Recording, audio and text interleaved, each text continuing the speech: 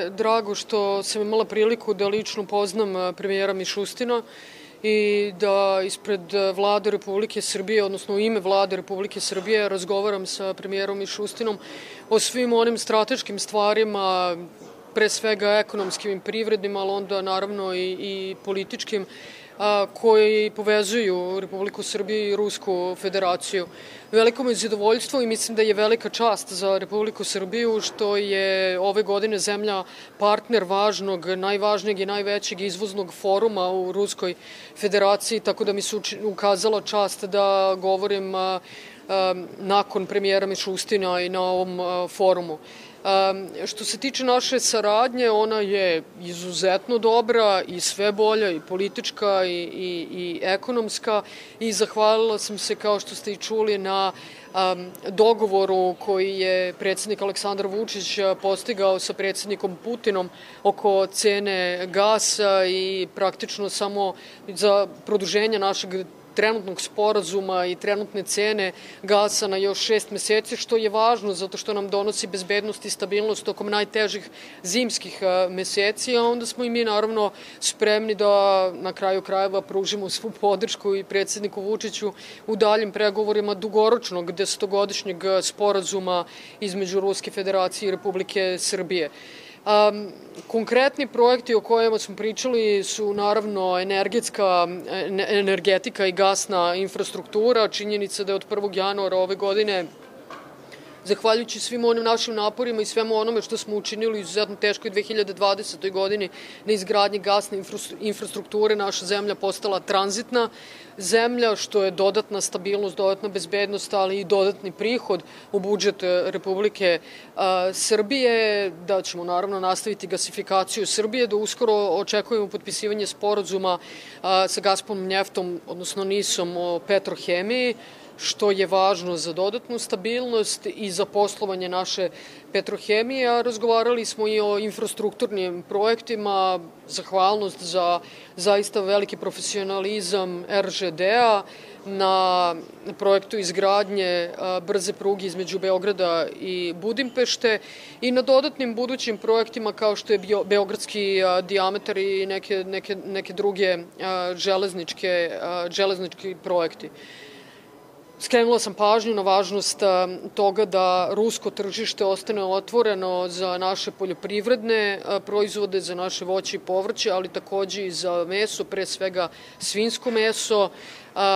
Tu smo, čini mi se, postigli dobro razumevanje oko toga koliko je važno i nastavit će na kraju krajeva naše ambasade, ali naši ministri poljoprivrede da rade na tome. Usaglasili smo strateški sporazum saradnje Srbije i Rusije do 2026. godine. Očekujemo do kraja godine i potpisivanje tog strateškog sporazuma i da ne dužim. Dakle, u svim oblastima saradnje, političke, vojne, bezbednosne, energetske, infrastrukturne.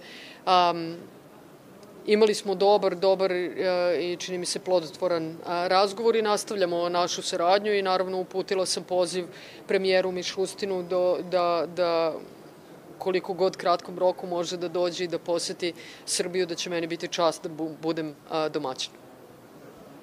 Hvala vam. Nešto oko te političke, da li ste imali uopšte vremena za taj deo?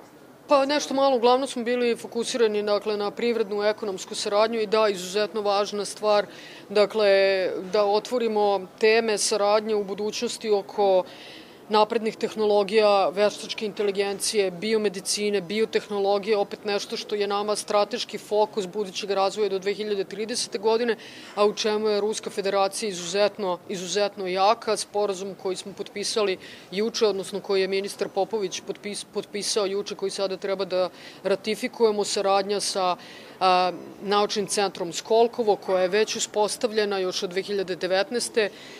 godine, saradnja sa centrima kao što je institucijama kao što je Rosatom, Rosteh, Tako da je, opet, to je neka nova oblast saradnje koja mi se čini, opet povezuje i lično interesovanja premijera Mišustina i mene. Ipak je on čovek koji je u Ruskoj federaciji poznat po naprednim tehnologijama, potpunoj digitalizaciji javne uprave, potpunoj digitalizaciji njihovog poreskog sistema, uvođenju sistema veštačke inteligencije u sve pore javne uprave, tako da je to ono što je meni bilo zanimljivo.